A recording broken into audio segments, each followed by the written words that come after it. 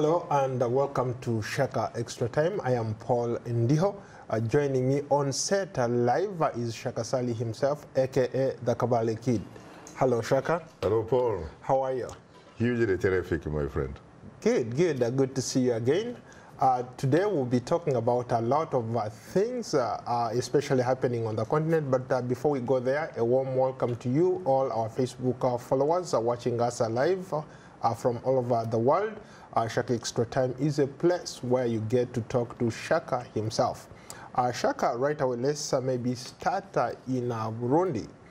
Interesting developments in Burundi. So many things have been happening. I can't even count what has happened in the last 2 days. There is so much happening in a sense that they're coming up with a referendum this week, and then I think it's on Thursday. So many things are at stake. Your thoughts, Shaka? Well, it's very interesting that we're talking obviously about a referendum, but I wonder what is particularly significant or particularly unique about a referendum. I mean, a referendum, one would hope and think, is an opportunity through which citizens of a country get the opportunity to decide what they want. And we hope that that type of environment, that type of climate obtains in the Republic of Burundi, so that people on Thursday, they can decide whether to amend the constitution so that they can remove term limits, in which case, you know, an individual that occupies a state house in Burundi, at least for the next 2 terms, doesn't really have to worry very much. And also, in this particular case, the question is fashioned in a manner that, for example, does not affect the incumbent president, Pierre Nkurunziza, who has actually been in power since 2005, I think, the last time I checked. And his term probably does not, in fact, end until 2020. And in this particular case, Burundians have an opportunity. They have a chance to think whether, in fact, an amendment is needed to remove term limits. And if you remove those term limits, you also accept the fact that you increase the term, which normally is 5 years, to 7 years. So what happens if, in fact, the yes vote wins? It means that incumbent President Pierre Nkurunziza will have an opportunity to run for the next 2 terms, which means if, in fact, the Burundians engage in a process that is deemed or seemed to be free, fair, credible, transparent, and verifiable, he can actually rule Burundi until 2034. Interesting, interesting. Let's go. Our Facebook comments are buzzing. Let's go straight away to Facebook. Let's start in Monrovia, Liberia. What do you make of President Nkurunziza as a quest for another term? Obviously, he's trying to use the guise of going through a referendum, but he's technically looking at even it in a bigger sense, in a manner that he's already positioned himself to be in power until 2034. He probably would have actually problems with you when you say that he's trying this or that in terms of the first person. From what I have heard from him, he actually says that it is up to the Burundian people, and in fact, his own party, the CNDD, FDD. These are the people, at least according to him, who feel that he is the type of person, in as far as the Burundian politics are concerned, who they really feel is uniquely qualified, almost like somebody would say, is like a sort of political God's gift to Burundi, at least for the moment. They pretty much can't do without him. And so he pretty much, to use another phrase from another president in that region, he's basically succumbing to the pressure of his people. Interesting. Let's go to a tweet from Joseph Slavic. I don't see what the problem is with the referendum in Burundi. It will be up to the people of Burundi who will vote and determine their future. What do you make of that? Very legitimate. I mean, Joe does have a very legitimate point of view. The only problem with it is that you have to figure out whether, in fact, again, going back to how I started, whether, in fact, politically, you do have an environment, you do have conditions that allow people to express themselves freely. The question is, does that, in fact, environment, do those conditions obtain in Burundi? Sometimes you hear that, yes, those types of conditions obtain, but there are other, other sources which say, no, you really don't have that. Now, the question is, who are those people, institutions or groups, who are in fact going to carry out the issues of monitoring the election, observing the election? Because the last time I checked, I don't know whether it is true, but actually I read somewhere that the East African community, of which Burundi happens to be one of the 6 members, that is actually not going to send representatives to observe that exercise. If true, then there could probably be an issue. I don't know whether the African Union is going to go there. I don't know who else is going there. I don't know about the ability or the freedom with which the Burundian civil society will be in a position where they have the right and the freedom to observe the process on Thursday. So the jury is still out. Is that referendum, in fact, going to be a referendum? Or is it going to be a process that is controlled by the government? Speaking of a process that is controlled by the government, let's go to another comment here from Amos Achisisi. He says, good luck on Burundi's referendum. We are tired of Western nations who come to Africa in the name of human rights while they know nothing about the people's rights. Your thoughts? Well, I think he has a point. I think I'm about to complete a book which is called basically the Scramble for Africa. It is written by a former student at Oxford University, a man who happens to, in fact, belong to what you would say the British elite, Thomas Pakenham. And when you look at how the Europeans went to Africa and what they did or did not do, sometimes you find that that kind of gentleman probably has a point. But when you think about the fact that we no longer have, at least Europeans really, in terms of governing, we do have people who we are related by blood and all that kind of stuff. The question is, how are they in fact doing? Are they in fact doing the business of governing, bearing in mind that they're actually doing this for people? Or are they in fact doing it for themselves, frankly, as individuals? I sometimes say that are they in fact patriotic to their nations? Or are they in fact patriotic to their stomachs? The stomachs of their families, their friends, but not society. That's the issue we should be looking at, because let's face it, Africa is not a poor continent.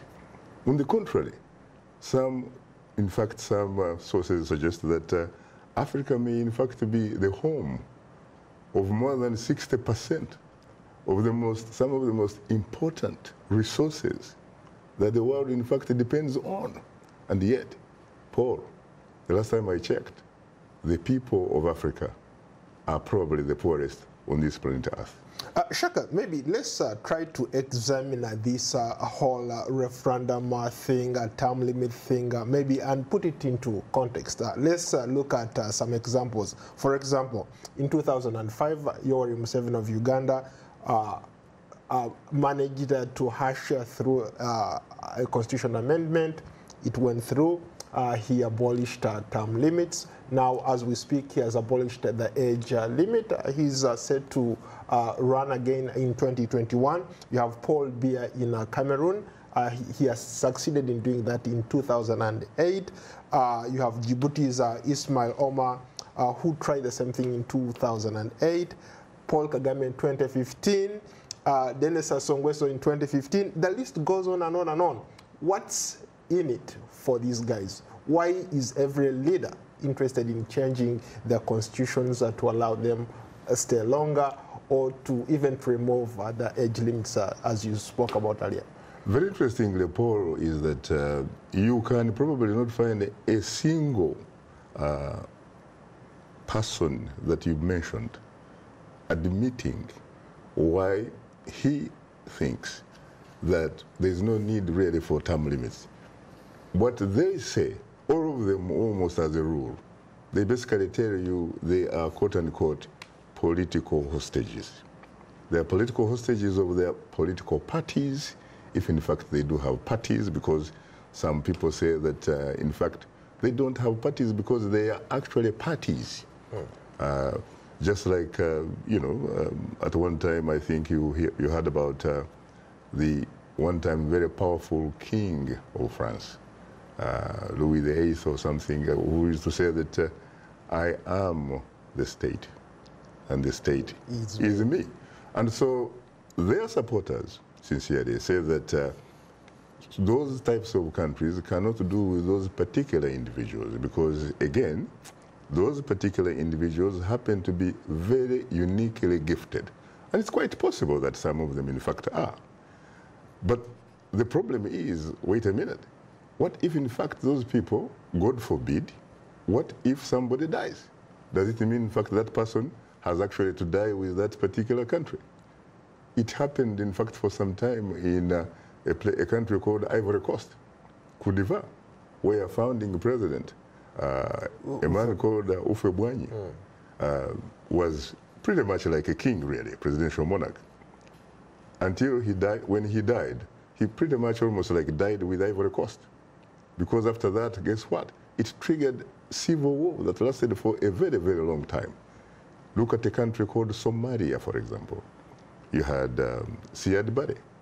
Siad Barre was also looked at, as far as his supporters are concerned, as an individual who was uniquely gifted. He didn't stay in power really as long, even more longer than these people, because he was in power, I think, for about 21 years. But after that, my brother, Somalia has never been the same.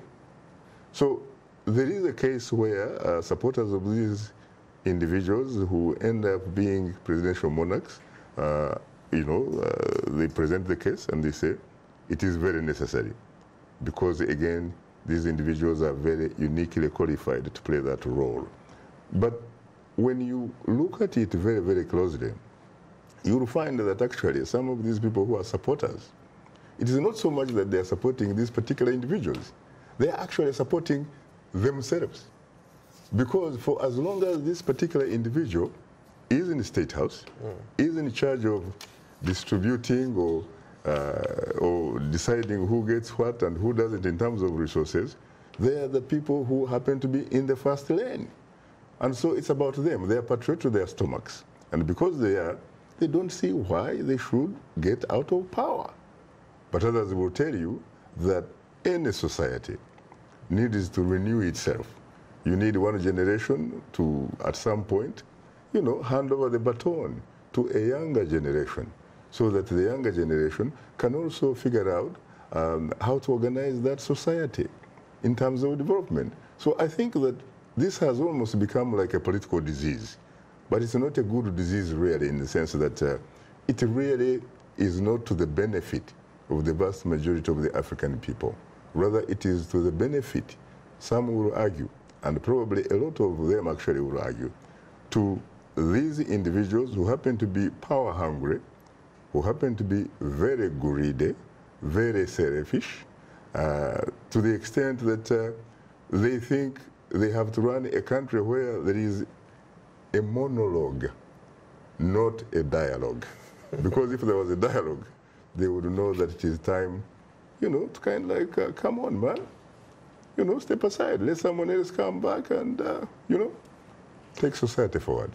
You are watching Shaka Extra Time, a show that comes to you live from here in Washington every Tuesday.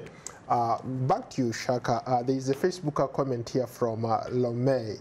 He says, Africa generally has just accepted that they have failed in both democracy and politics.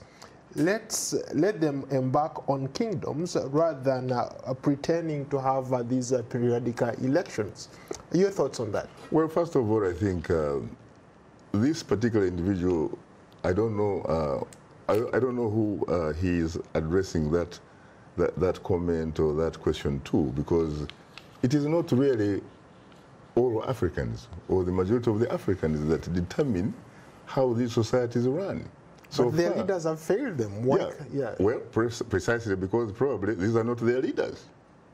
These just happen to look like them.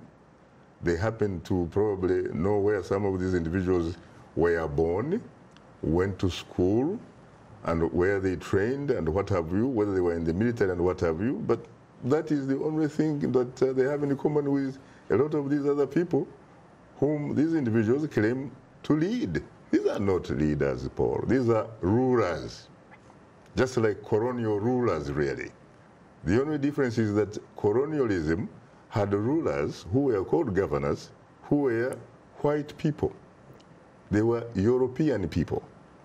In this particular case, you have an indigenous type of rulers who happen to be indigenous.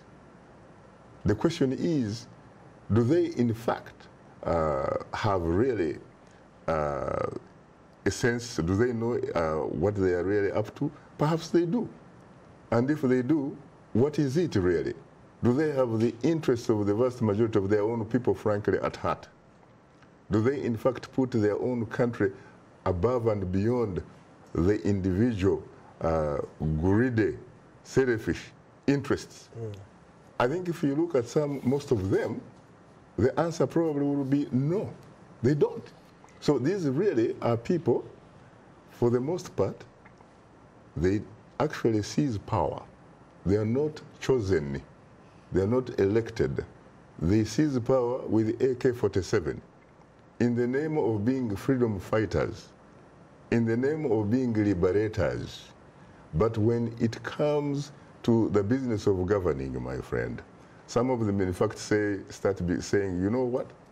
Where were you when I was going to the bush to try and liberate you? I have liberated you, and therefore I have a sense of entitlement. I killed my beast. This is my beast. And so when I start cutting my beast and what have you, you need a visa in order for you at least to have a piece of the action.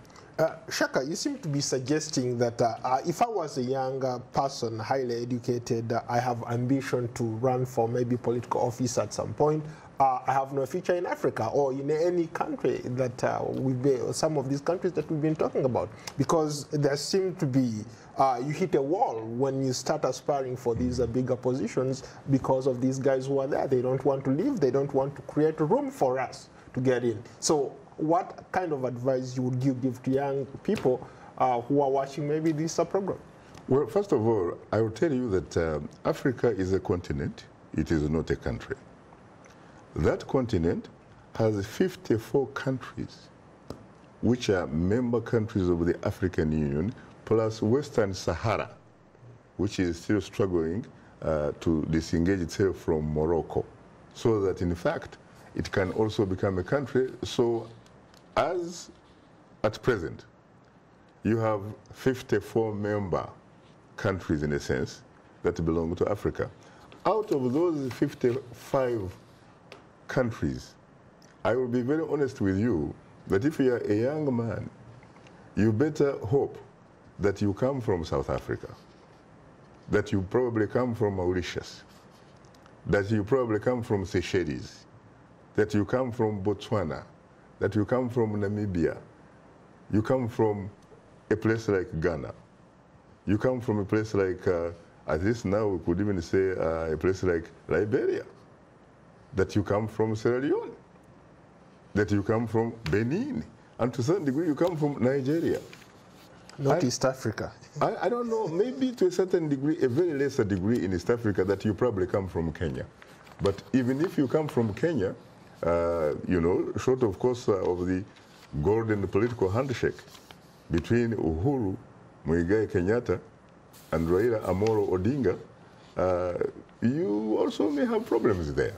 But at least for them, they have reached a point where they may actually be able to figure out a way of saying, yes, we do not really love one another, but we are politically condemned to living together. And therefore, we should look for a certain way where we can begin to realize that whether we like it or not, we are actually neighbors. And because we are neighbors, what is expected of us is essentially to hold each other's back. If you come from Northern Africa, you also have a problem. You are in Egypt, you have to be a Pharaoh, my friend. You know what happened in Egypt about 5 years ago. You can take over, you can become a Sisi. Yes, you can become a Sisi because he happens to inherit that from the first man who actually did it back in 1952, Colonel Gamal Abdel Nasser. He was a benevolent dictator. He was a good man. He was a man who obviously pretty much, you know, was interested in African unity and what have you, and helped a lot of liberation struggles. And, by the way, when people like Patrice Emery Lumumba were killed in the Congo, he basically, in a sense, adopted the children of Patrice Lumumba. They grew up in Egypt. When Kwame Nkrumah, the Osajefo, the Redeemer, was overthrown in Ghana, he also gave a hand to the Kwame Nkrumah family, even though, of course, Kwame Nkrumah's wife was actually Egyptian. In fact, my friend Gamal, you know, Gamal Goke Nkrumah, is a legitimate, respected editor of the English edition of Al-Haram in Cairo. And it was because of Gamal Abdel Nasser. I don't know really whether RCC follows into that league. He probably doesn't, because let's face it, the man was promoted to a field marshal. You remember that? Gamal Abdel Nasser seized the power as a colonel and remained a colonel until his death back in 1970. So there are other countries, by the way, if you're a young African person, where you can go, like Malawi, I think. You can go. And to a certain degree, I think Tanzania, you know, it may be going through some kind of turmoil and what have you, but it's also a place that probably can accommodate you. But you have a problem to be in Ethiopia, except that it looks like there could actually very well be a light at the end of the tunnel politically in Ethiopia right now, under the new Prime Minister Abiy Ahmed. You probably wouldn't have a very good future in Eritrea. You probably wouldn't have a good future in South Sudan, nor would you, in fact, have a good future in Khartoum. You wouldn't have a good future probably in Uganda, in Rwanda. You probably wouldn't also have a good future in the DRC, but then again we could say the jury is out, because they are supposed to be having elections which have been delayed since 2016 on December 23rd later this year.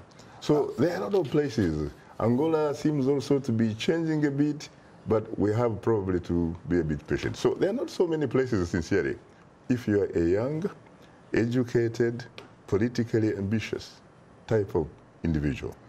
Let's switch the subject. Let's go to Uganda. There's been this talk about the United Nations shifting one of its bases from Uganda to Kenya. There's a lot of controversy surrounding it, and I think a lot of Ugandans are going to lose jobs as a result of this. What do you read into this? Is the United Nations now getting to terms with it? Are they realizing that the guy in Uganda, the president in Uganda, and his people have been taking advantage of the system? Not really. I don't think it is that. I think it is essentially some kind of housekeeping business at the United Nations. they decided that they used to have so many different types of centers really around the world. And Uganda, as we talk, has actually been almost the center in terms of administration and logistics and in some of that kind of stuff, in terms of African peacekeeping, you know, forces and all that kind of stuff. But people forget that Kenya, for example, has the third largest, I think, UN complex after Geneva in Switzerland and after New York in the United States. You get Kenya. I know that there's a very large center also in Germany, in Bonn and what have you, but not like Kenya. And so Kenya, also in terms of infrastructure, you're talking about, for example, you remember you were telling me about your journey from Mombasa to Kenya, to Nairobi, on this great new Chinese-built railway, you know, railway and stuff like that. So they have that, for example, advantage of having that type of infrastructure that enables the UN, for example, to carry its goods really from Mombasa to Nairobi. And guess what? They also have, at least in terms of their argument, Kenya Airways. And the Kenya Airways is going to begin flights this year, direct flights from Jomo Kenyatta International Airport, near Embakasi there, to JFK. And where is the headquarters of the UN? In New York. In New York, yeah. The Big Apple. And let's face it, they also have a lot of other things going for them in terms of at least predictability, in terms of a little bit of social, political kind of like semblance of stability. Yeah. Shaka, we have time for maybe one question. Let's go to Nigeria. Nigeria is grappling with a lot of insecurity. You have Boko Haram on one end, kidnapping people. As of today, some people were kidnapped. Then you also have this, maybe I can tie it to a comment from Birunji Moses, who writes that, Dear Kabaleki, talk to us about the Nigerian Fulani armed herdsmen continuing to kill people, yet the government has closed the one eye on this matter. You know, I don't really know whether the government has closed one eye on that matter, because I've actually been following that issue. And I also remember that Nigerian President Major General Muhammadu Buhari, retired but not tired, also found some time to talk about that issue when he last came here. You do have a problem, obviously, between a conflict between the whole of people who cultivate, they need grass and water, and those people who are pastoralists also need their cows to get unfettered access to water. So it is a problem, but the government says it is trying to solve it. And so this guy may have an opinion and is entitled to it, but does he, in fact, is he entitled to his own sets of facts? Very quickly, what are you talking about tomorrow? Burundi, looking at the upcoming Burundi referendum. Well, on that note, thank you so much for being a great guest. I look forward to hosting you on another edition of Shaka Extra Time. Until then, so long from Washington. And to all our viewers, thank you so much. Keep those comments coming, and we look forward to seeing you again next week. For now, bye.